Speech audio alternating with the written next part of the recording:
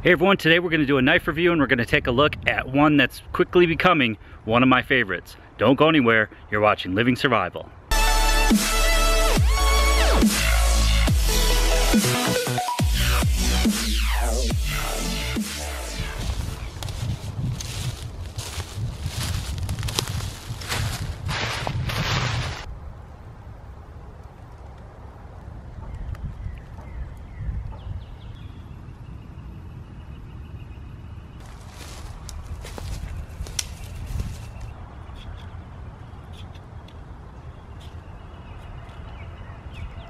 So let's take a look at the S1 Pro. Now this particular model, the S1, has a 5.1 inch blade with a 9.72 overall length. For the knife, it's laminated cobalt steel, COS, and I've never really used this steel before, but I'm liking it so far. I did have to sharpen it out of the box a little bit, but I found it fairly easy to sharpen. Differences between this and the regular series, the non-pro, is this section here. I also believe it is a bit thicker. Full tang knife, of course. It's got this really nice handle on it, sort of rubberized. It fits in your hand really nicely. It's not overly thick, which is nice. It's got a little bit of a Coke bottle design there, which I really like, but overall I love the feel of this knife. It fits in my hand perfectly. I've really enjoyed using it. It's got a convex grind and I really like that a lot.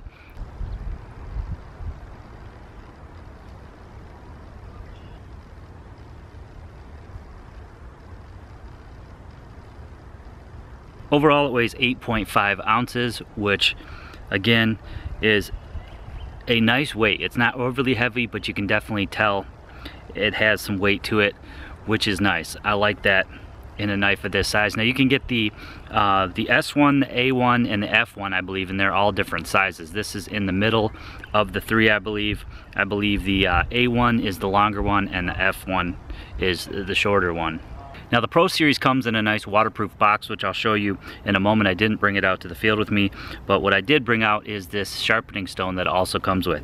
This is the DC4. This is their larger sharpening stone. I also have the DC3, which I actually use quite a bit. I keep it in my haversack and use that, but it's nice that the Pro Series includes the larger sharpening stone.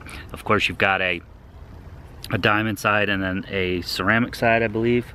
You can simply sharpen your knife in the field. Now I've seen other videos of people who make little mounts for this and things like that, so you could attach it to something and make it easier to sharpen, but it's nice that it does come with a sharpening stone, and it is a good sharpening stone. The Pro Series also comes with a Untitled sheath. Pretty nice sheath. It just slips in and out of that. It's got pretty good retention. It's also got a retention snap here. The only thing I don't like about the sheath is that the snap covers the lanyard hole, so I find that if you have a lanyard attached to this, you can't really snap the snap. Otherwise, it's a pretty decent sheath. I'll probably upgrade the sheath to probably custom Kydex, especially for a knife this nice. But it does work, and that's what comes with the knife. You can see how deeply it bites in there with the tip. Very stout tip. Using the tip of your knife can definitely come in handy in situations where you have to dig a little bit like this. Maybe you're trying to find a food source, for example, in a survival situation, grubs or termites. Or if you just want to grab some punk wood to char up. It's nice to be able to count on your tip for that. Not to mention in a defensive situation. So let's see how she batons through something of this size here. Shouldn't be any issues.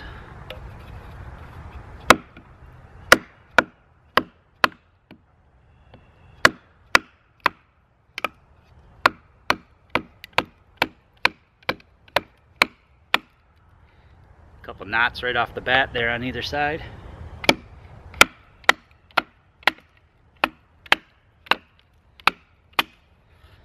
Another one right in the middle there.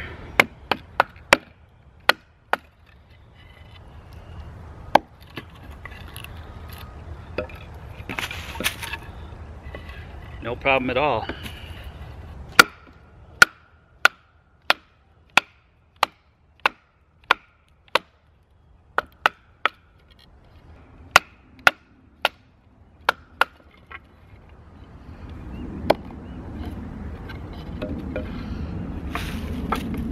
No issues whatsoever on that hardwood.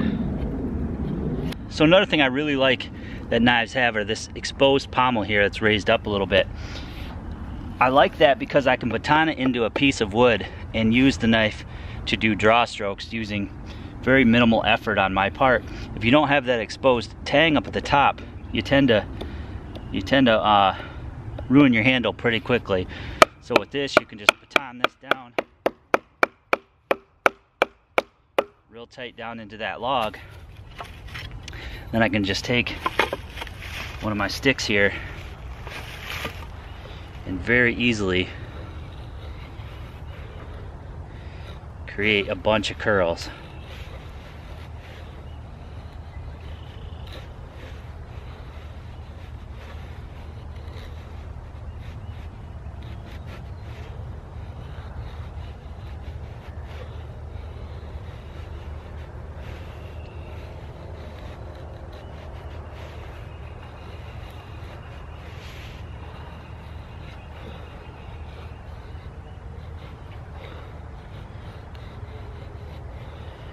I really like feathering this way because it takes very, very little effort. You're not running the risk of hurting yourself at all because the blade is exposed away from you.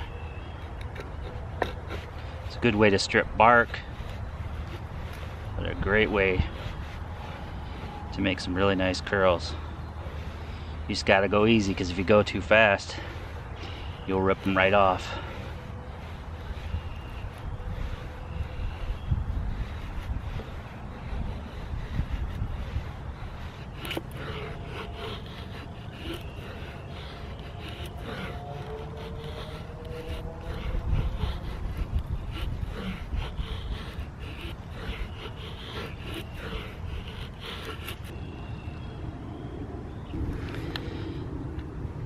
It does have a 90-degree spine and will throw sparks. Honestly, I rarely use my knife to strike a ferro rod. I just use the included scraper or my multi-tool. So as I said, the S1 Pro is quickly becoming one of my favorite knives to take in the woods. I am going to upgrade that sheath. The Zytel just doesn't really do it for me, especially since I'm left-handed. I do usually want to wear it on the other side. But overall, it's a great knife. It's a great woods knife. I like the size of the S1. As I said, you can look at the F1 to the A1 if you prefer a different size. There's a smaller one and a larger one, I believe. But overall, just a great knife. It's capable of pretty much anything. I love the size and the overall weight. It just feels great in the hand. I love the handle material. I love the fact that it's got that exposed pommel so that you can pretty much use it however you want to use it in the woods. It's nice and thick. You don't have to worry about breaking this particular knife. I wasn't very familiar with the laminated cobalt steel, but it seems to be working just fine, and it seems to sharpen rather easily. So I really don't think you can go wrong with the original, and you definitely can't go wrong with the Pro. So I'm going to leave some links below to their website where you can check out more specs and the different models. I'm also going to put a link down below to Amazon where you can check current pricing and pick one up for yourself. Make sure you guys give this video a big thumbs up for me. Share it to all your friends and family who might be interested on your social media. And as always, guys, click that red subscribe button. Subscribe to my channel for more videos.